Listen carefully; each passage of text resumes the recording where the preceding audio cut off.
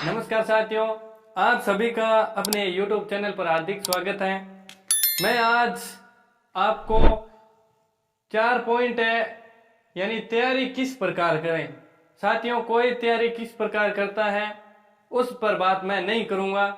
मैंने तैयारी किस प्रकार की उस प्रकार आपको बताऊंगा कि किस प्रकार से मैंने अपने पूरे सक्सेस के लिए पीछे का जो समय बिताया था वो किस प्रकार से बिताया था। यानी तैयारी के टाइम मैंने ऐसे क्या क्या काम किए थे जिससे मेरा सिलेक्शन फर्स्ट बार में ही हो गया और बीएसटीसी मेरी साथ चलते ही मेरा सिलेक्शन हो गया। तो इस प्रकार मैं भी आपको बताऊंगा कि किस प्रकार तैयारी करनी चाहिए, यानी किस प्रकार मैंने तैयारी की, ये मैं आपके सामने अभी बताऊंगा।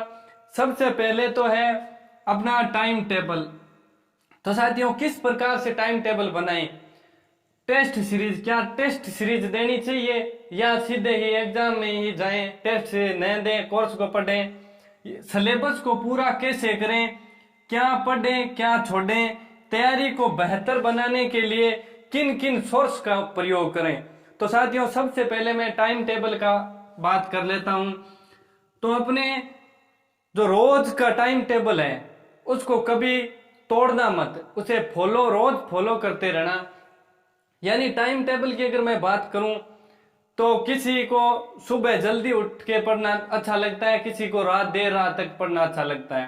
तो साथियों, मैं किस प्रकार पढ़ता था वही बताऊंगा। अगर आपको अच्छा लगे तो फॉलो करना, नहीं अपने स्तर पर करना कि मेरे को रात में पढ़ना अच्छा लगता है या दिन में पढ़ना अच्छा लगता है। जिस प्रकार आपको अच्छा लगता है वैसे अपने टाइम टेबल को मैनेज कर लेना।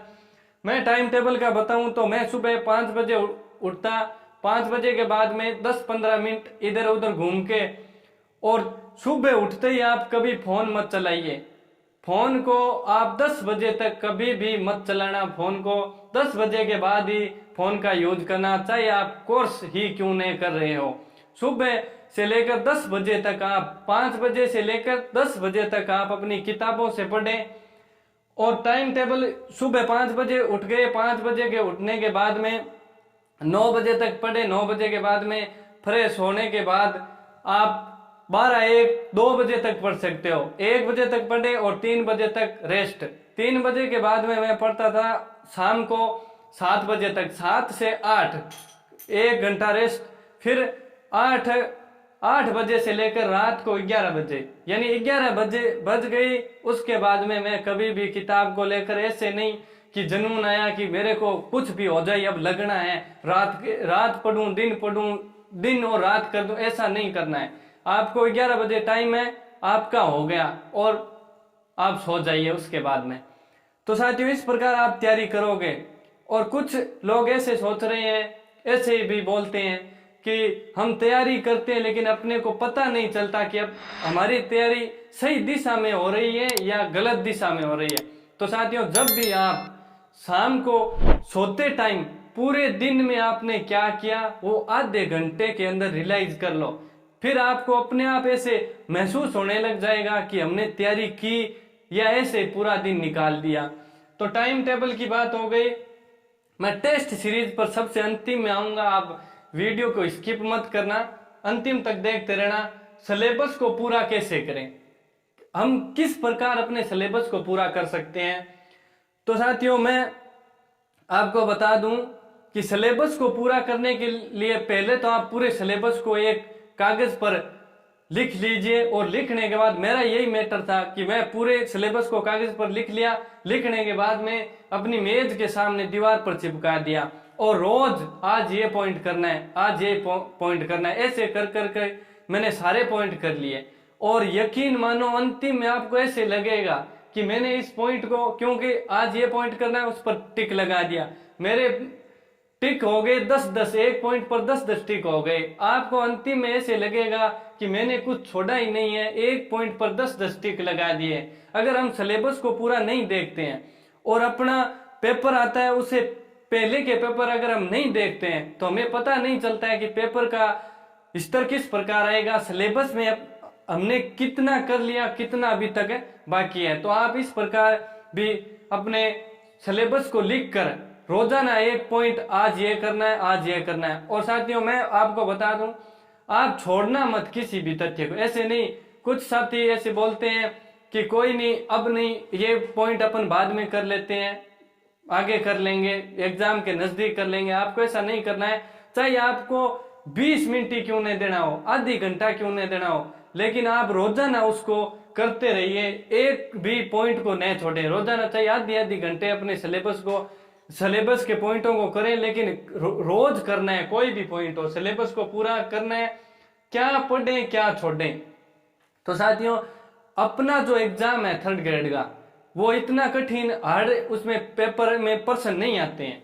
यानी कुछ साथी ऐसे हैं कि तैयारी को बेहतर और मेरिट में आने के लिए चाहे उन्हें कोई भी काम करना पड़े, लेकिन वो करते हैं। वो इसलिए करते हैं क्यों, बेरोजगारी में हर बंदे को डर लगता है कि क्या पता अपना सिलेक्शन हो या नहीं हो। ऐसा नहीं है कि हमें भी डर नहीं लगा था, हमें भी बहुत डर लगा था, लेकिन आप ऐसा मत कीजिए कि एक पॉइंट को लिया और उस पर बहुत सारा पीएचडी करने की जरूरत नहीं है। आपको ऊपर ऊपर से तथ्य को, यानी सरकार हमसे इतना ही चाहती है कि जो पॉइंट हमने दिया है उसके बारे में आपको सामान्य जानकारी होनी चाहिए, तो अपने विवेक से वही पढ़ें जो काम आ रहा है। तैयारी को बेहतर बनाने के लिए किन किन सोर्सों का, साथियों कुछ लोग ऐसे बोलते हैं फोन का यूज नहीं करना चाहिए, कुछ बोलते हैं यूज करना चाहिए। तो दोनों का अपने स्तर पर बात सही है दोनों की, लेकिन मैं आपको बता दूं, फोन का यूज अगर अपन करते हैं तो हमारे बेनिफिट के लिए भी बहुत ज्यादा है और हमारे नुकसान के लिए भी बहुत है। अगर हम सही दिशा में उसे फोन को यूज करेंगे तो अपना बेनिफिट होगा, अगर हम गलत दिशा में उसको यूज करेंगे तो अपना नुकसान जरूर होगा। तो आप फोन का यूज कीजिए, जो कोर्स ले रखा है उसको पूरा कीजिए। गूगल से अगर कुछ तथ्य ऐसे होते हैं जो नहीं तो किताब में दिए होते हैं, किताब में गलत हो, गाइड में गलत हो, उसके बाद में आप गूगल जरूर कीजिए। और जैसे विधि है, जो भी अपनी शिक्षण विधि है, अगर आपको समझ में नहीं आई तो आप उसे यूट्यूब पर बहुत बड़े अच्छे अच्छे शिक्षक हैं जो इन विधियों को बहुत ही आसान तरीके से बता रखी है। साथियों, मैंने जब तैयारी की थी तो मैं ये नहीं सोचा कि ये वीडियो सीधा बना रहा है, इसको क्या आता होगा, ऐसे वैसे कुछ नहीं सोचा। उसने क्या बताया बस वही ग्रहण करने की कोशिश की, क्योंकि अब मैं वीडियो बना रहा हूं तो मेरे भी कुछ ऐसे साथी हैं जो गलत लिखते हैं कि तुम पढ़ो, वीडियो बनाना छोड़ दो, ऐसे वैसे। तो इन बातों में कुछ नहीं रखा।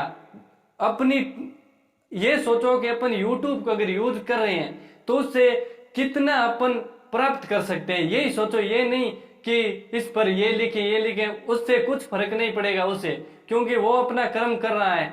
जब अपन तैयारी करते हैं तो उससे पहले भी बहुत लोग बोलते हैं कि इनका सिलेक्शन नहीं होगा, इतना जल्दी क्या सिलेक्शन हो जाएगा। ऐसे बहुत से अपने को पॉइंट मिल जाते हैं, दिन में एक नहीं 10-10 पॉइंट मिल जाते हैं। उस वजह से क्या अपन तैयारी छोड़ दें, ऐसा नहीं करना है।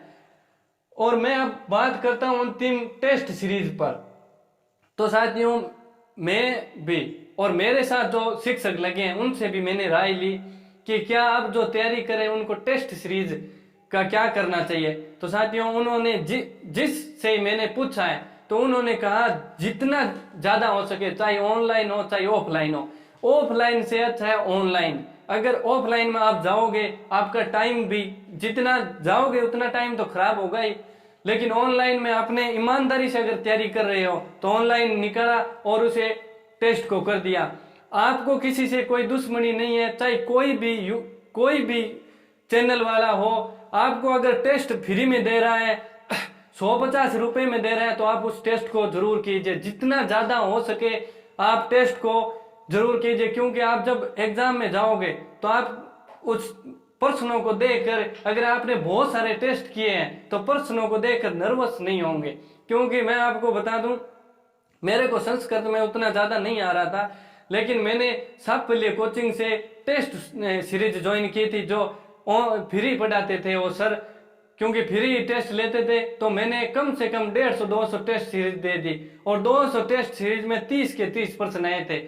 यानी मैं पेपर कर रहा था, मुझे ऐसे नहीं लगता कि मैं पेपर कर रहा हूं, मुझे ऐसे लग रहा था कि मैं सर का टेस्ट सीरीज ही कर रहा हूं। इस वजह से मेरा अच्छा स्कोर हुआ और आज मैंने सिलेक्शन पा लिया। तो आप जितना ज़्यादा हो सके आप टेस्ट सीरीज दीजिए।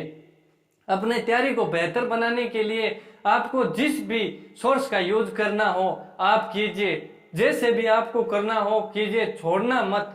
क्योंकि लोगों का काम है अपनी तरफ है गलत नेगेटिव कमेंट करने की, तो आप कभी भी उन कमेंटों पर ध्यान मत दीजिए और अपने तैयारी को बेहतर बनाए रखें। आज के लिए इतना ही काफी। धन्यवाद साथियों।